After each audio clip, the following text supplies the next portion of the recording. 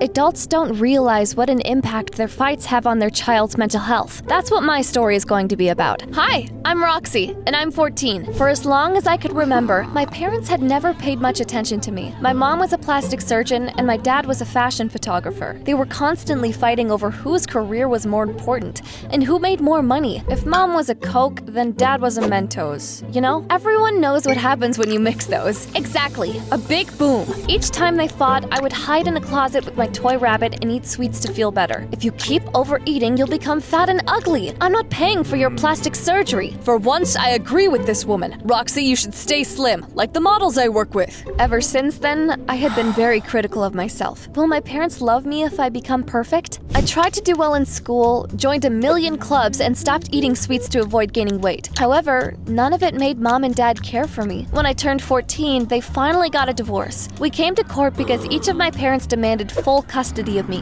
When the judge asked me who I wanted to stay with, I felt so anxious I ran away to the bathroom to calm down. A chocolate bar that someone had left by the sink caught my eye. My hand reached for it, but I managed to stop myself. No! If I get fat, no one will love me! The judge called for a recess after I ran away. Everyone was waiting for court to resume in the corridor. I came out of the bathroom and heard my mom talking to her lawyer. Her words broke my heart. I don't even want full custody of my daughter.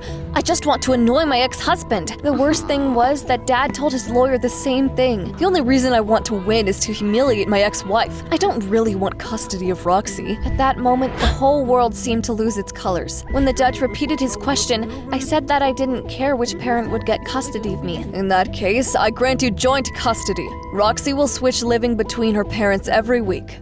Mom and Dad put up our house for sale and started to divide their assets. Each of them tried to take everything for themselves. If they could, they would have probably split me in half too. Amidst all that madness, I couldn't find my favorite toy. Roxy, we need to get going. The movers are waiting for us. What's taking you so long? I can't find my rabbit plushie. That ugly rabbit probably ended up in one of your father's boxes. And you're too big to play with toys anyway. Let's go. Mom brought me to her new apartment in the city center. That evening, I saw her dressing up and putting on makeup. Our clinic has hired a new psychologist, Dr. Dorian. He asked me out on a date. I've already found a babysitter for you. Mommy is going to have fun tonight.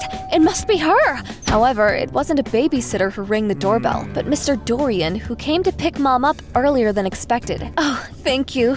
What are you doing here? Who is this woman? Dang it, she's my ex-wife. I bought this apartment. What? Living close to you again? The divorced parents were going to live next door to each other. I wouldn't get a moment of peace. Then my babysitter called Mom and said she wouldn't make it. I'm not canceling my date. Watch over Roxy tonight. Don't even think about it. I'm on a date with Kate. My parents kept pushing me toward each other until I finally snapped. I'm not a child and I don't need a babysitter. Just, Dad, can I look for my rabbit plushie in your boxes? Fine, but be quick about it. Would you hurry up? I don't see my rabbit anywhere. Let me check that box. I climbed onto a chair, but its leg suddenly broke, and I fell right on top of Dad's girlfriend. Ah! Ouch! See what happens when you eat like a horse? Go to your mother. We're already late because of you. I was unbearably lonely. I was also supposed to go to my new school in the morning, and it was nerve-wracking. The only thing that could have calmed me down was my toy rabbit, but I never found him. In the end, I grabbed all the sweets in our apartment and impulsively ate them. In the morning, Mom came to my room to wake me up and saw a small mountain of empty wrappers on the floor. What the heck is this? You're already the size of an elephant! Mom's words made me feel so nasty I decided to follow a strict diet. I wore baggy clothes to school so that no one would laugh at my body. Jeez, Roxy, you're not a beauty at all. And your style. Soon, Dr. Dorian picked her up so that they could go to work together. Roxy, are you going to school? Do you need a ride? Oh, don't mind her. Walking will do her good. She needs to lose some weight. Nothing much happened at my new school until the geography class. 3 girls walked into the classroom. They looked beautiful and confident. And then I realized that one of them was Gina, a famous aspiring model. Everyone in town knew who she was. Hey, why are you staring at Gina like that? I just recognized her. She's so beautiful and slim. Can't you see she's my fan? What's your name? Roxy? Do you want me to sign your notebook? Thanks, but there's no need. Quiet down, girls. The class hasn't ended yet. After they sat down, the teacher asked us a question about the topic we were studying. I was the only one who knew the answer. That impressed the teacher, and not just her. Hey! Roxy, you were awesome in class today. We aren't as smart as you. My grades are atrocious. I wish we had a smart friend like you. That'd be great. We'd even let that friend comb Gina's hair. What an honor. Do you want to join our gang, Roxy? Do you take me for an idiot? I know you don't want to be friends with me. You just want me to do your homework for you. You do realize that this is your only chance to become one of the cool kids, right? No one wants to talk to a scarecrow like you. I think I'll survive. Then get out of here. You can't sit with us. Perhaps I shouldn't have turned down the offer of those plastic Barbies. They could have taught me to be beautiful and slim. After school, I came to my old house to look for my plushie there. To my surprise, I saw a man in the window. Had a new family already moved in? A guy called Fred opened the door. He was wearing dark glasses indoors, and I realized that he was probably blind. I explained to him that I used to live in that house and asked him for permission to look for my forgotten toy. Oh, sure. You can come in. Wow, where's all your stuff? Our furniture and other things will be delivered in a few days. It didn't sound very convincing, but I decided to let it go and not interrogate the guy. Next, I searched every inch of the house, but my plushie seemed to have vanished into thin air. Do you want some money for a proper meal?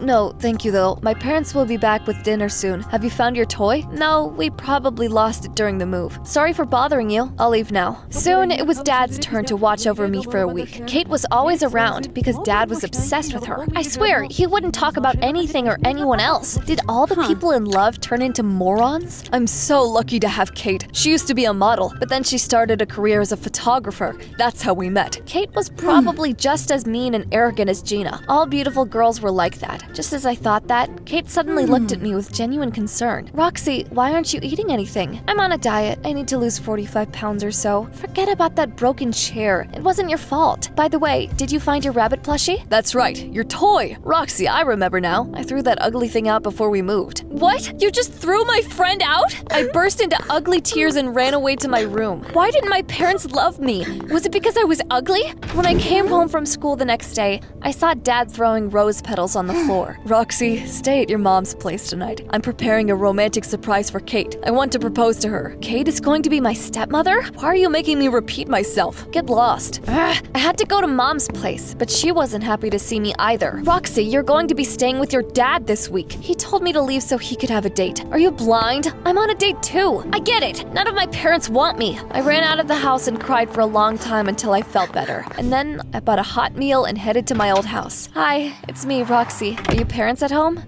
They just left. Somehow I knew you'd say that. Here, I got you dinner. You must be hungry. What? No, my parents are getting us pizza. You don't have to lie to me. I realized your family doesn't live here last time. My guess is you ran away from home and decided to hide here. Fred, were things so bad you couldn't make up with your parents? You figured it out so quickly. You're right, I did run away, but not from home. I lived in an orphanage. I would give anything to have a dad and mom who would take care of me. Thanks, I'm really hungry. You know, not all parents love their children. Mine probably wish I'd never been born. What? Then they're dumb. You're the kindest, sweetest, and most beautiful girl I've ever met. I smiled sadly and wiped away a tear. Fred was only saying that because he was blind and couldn't see what I looked like. But still, I felt warm inside. We sat on the floor and chatted late into the night until we fell asleep. When I woke up in the morning, Fred was nowhere to be found. I searched the whole house, but he wasn't there. Why do all my friends disappear? At least it wasn't a school day, and I didn't have to go to class and listen to the new stupid jokes about my looks that Gina and her puppets came up with. I was planning to spend the day lying on a couch and reading my favorite manga. However, I realized that I had forgotten the keys to Dad's apartment,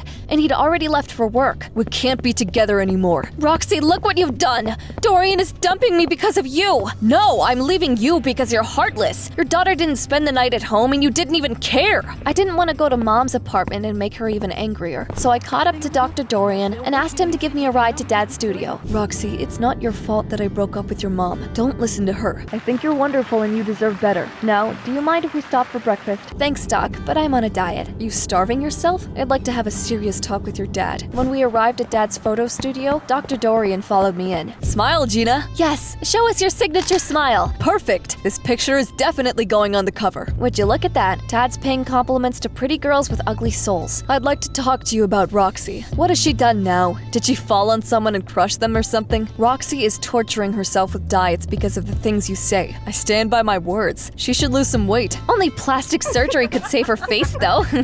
I didn't want any of them to see that their words hurt me. Despite that, I couldn't help but burst into tears. They're right!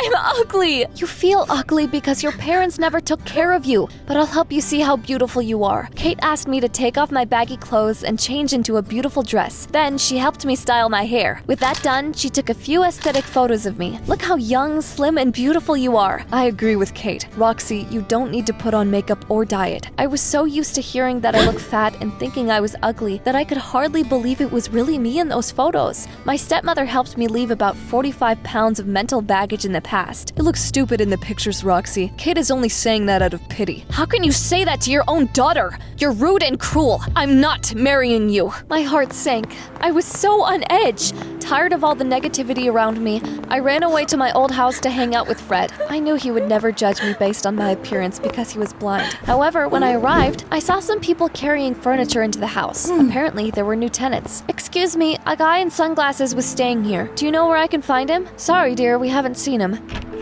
Roxy, come here! Why did you run away? I was trudging toward the car when I suddenly heard a familiar voice behind me. Roxy, I'm sorry for leaving so suddenly. I was looking for your rabbit in dumpsters all over town, but I couldn't find him. Sorry. By the time I got back, some people were already moving into the house. I don't know your address, so I was just waiting for you to come here. Wait, how could you find my toy? Aren't you blind? What? Did you think that because of my glasses? I wore them to hide a bruise I got fighting a bully. That fight is why I ran away from the orphanage. But now that it's healed, I should go back. They even punished that bully. Can you believe it? Sorry I couldn't find your plushie. I don't need him anymore. I made a real friend. See you this weekend then. And by the way, you're even more beautiful than usual today. He thinks I'm beautiful. You will always be a work of art for the right people, Roxy. Don't listen to bullies and love yourself. Here's what happened next. I contacted child services and told them about the way my parents were treating me. Since neither of them wanted me, I was sent away to an orphanage. Mom and Dad didn't fight for me. They didn't know what love was and only knew how to hate those around them. However, I didn't stay in the orphanage for long. Soon, I was adopted by wonderful newlyweds. Kate and Dr. Dorian were amazing parents. Fred and I are friends now. I believe that I'm beautiful inside and out. If someone thinks they're ugly, they might just be surrounded by the wrong people. Tell me, do you like how you look?